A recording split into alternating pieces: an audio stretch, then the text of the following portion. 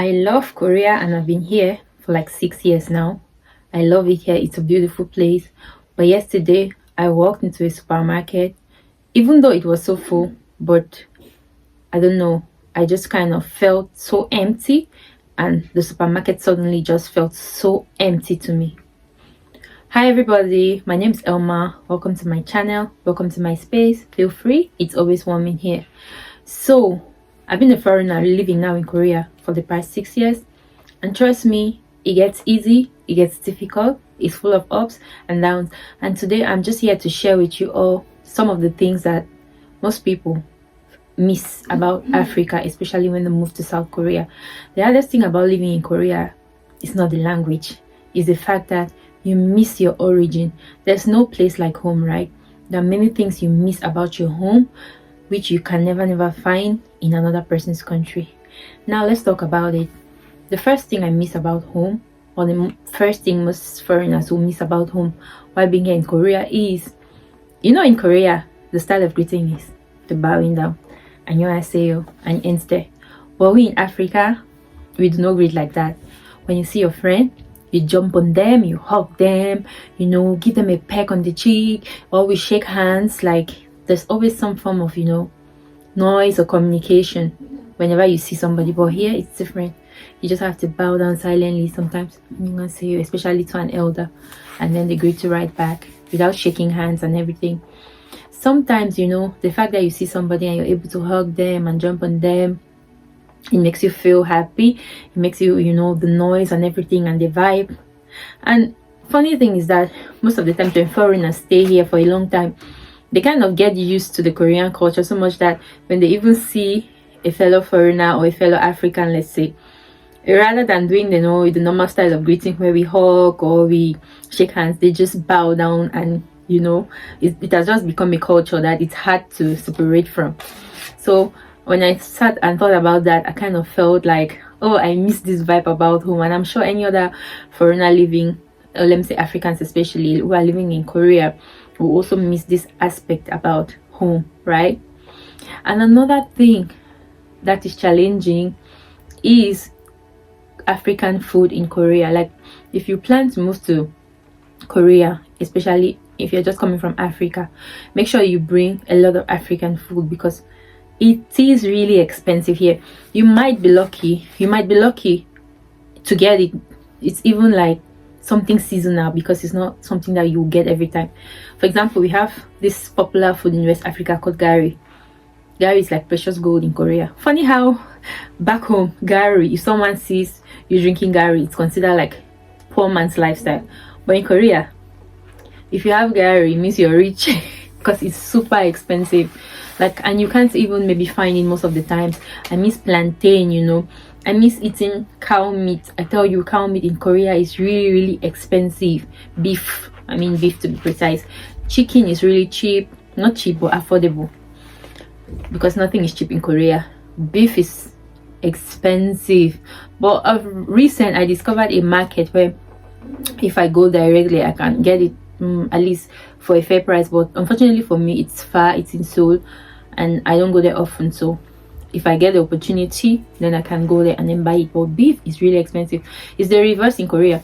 Back in Africa, beef is cheaper in Korea, and chicken is more expensive.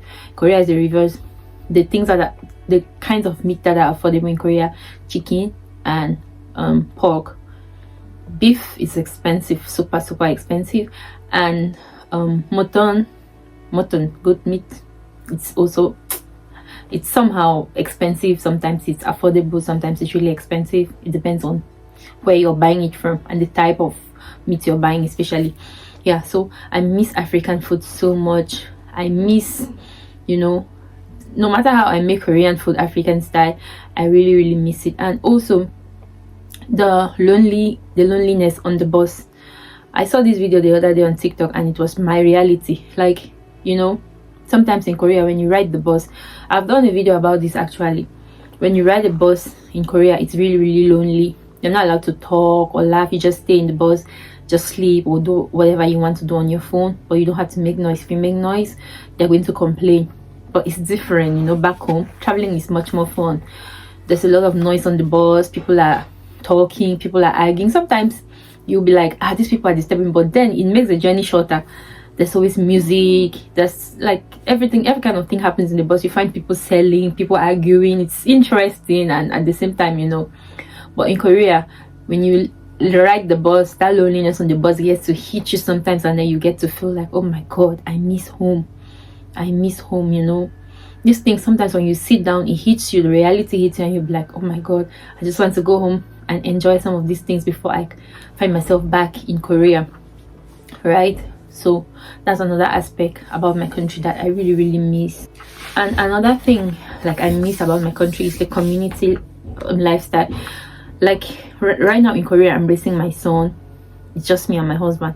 But if we were back in my country, you would see that there'll be a lot of help. The children here, they try, the younger ones I have here, they try, but everybody's busy with their jobs, life goes on. But back home, there are always younger ones, cousins, anybody always there around, people that can help you, watch the child when you're not around. But here, sometimes if I want to do something, if my husband is not around, I can't go anywhere, I can't do anything if the baby is there, because there's nowhere you can take the baby or nobody you can help. But there in Africa, you have somebody to watch the baby, to assist you. People will come to assist you with chores at home. You can even have a living maid. You can afford it in Cameroon, where I come from, or back in Africa. But here you can't afford it. It's super expensive.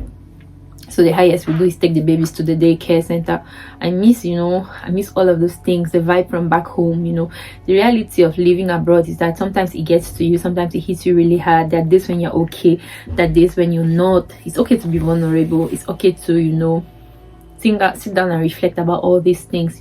There's an adage that there's no place like home, right? No place can ever replace your own. And you don't expect foreigners to treat people to treat you in a foreign country the way you'll be treated back home. For example, when I'm riding the bus, sometimes I find myself sitting on the bus and nobody wants to sit beside me, except if it's a foreigner like me. Most of the times they avoid sitting there. They rather let the space be vacant and stand than to sit beside you. Sometimes at first it used to get to me, I'll be like, why? But now I really don't care about it. I just relax, enjoy the ride. Space, it gives me more space to sit. So these things, sometimes this reality of things hits me hard, and that this when it gets really, really difficult. The challenges of staying abroad, the harsh weather. Right now, if I was back home, I'll be enjoying a beautiful warm weather. But right now in Korea, it's very cold. We're heading towards winter, where temperatures will be getting to -degrees and everything. I never get used to the cold. There's a lot of flu right now and cough because of this change in weather, whereas we don't face such things back home. So sometimes these realities hit you hard, and then you'll be like, oh my god, if I was back home. Sometimes back home, I don't struggle to find hair extensions. I can braid my hair. I can just walk into any hairdressing salon, and then it's easy for me to braid my hair. But here it's hard. First of all, in Korea is not like China, where you can easily get braiding hair. You have to order braiding hair from China to come to Korea, and it's usually expensive. And then also to get somebody to do your own hair is very difficult. Sometimes most of the time, in fact, I do my own hair by myself. I learned how to do my hair by myself. Imagine someone who has nobody to do. It's very, very super expensive to do. These realities, sometimes they hit us very hard. And sometimes it's even better for me because I live with family. How about the ones that are here by themselves? Many of the times when you talk with them, you see that many of the people are homesick. Many of the people are struggling to cope. We are struggling with a lot of things. We are struggling with immigration challenges. We are struggling with people's behaviors, understanding the behaviors of people who are not the same like you, trying to deal with people who look low on you, trying to deal with people who discriminate against you based on your skin color or something. With all those challenges are there.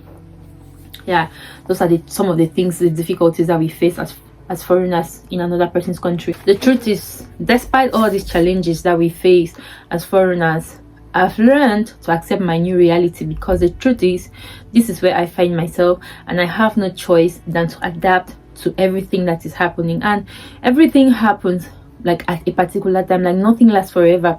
Hard times come, they go. Challenges come, they go, and there are always good times. Like, I look at Korea and I love it here. It's a beautiful country, and I do not regret moving to this country. It has become my home. It has become my new reality.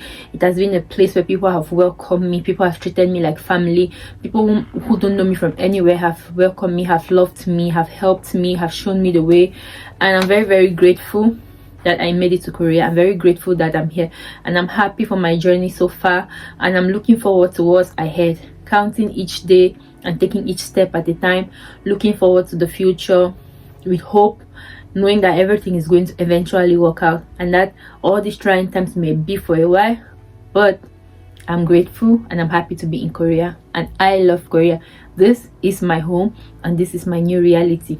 This video is just an encouragement to somebody out there. It might not be Korea, it might be any country where you find yourself.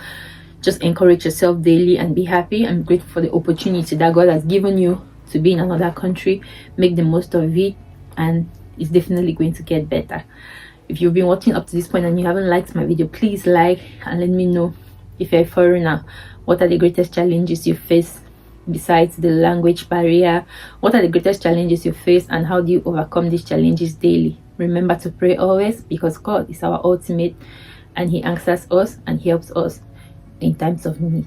Thank you so much for watching. Please subscribe to my channel, and on to my next video. Bye bye.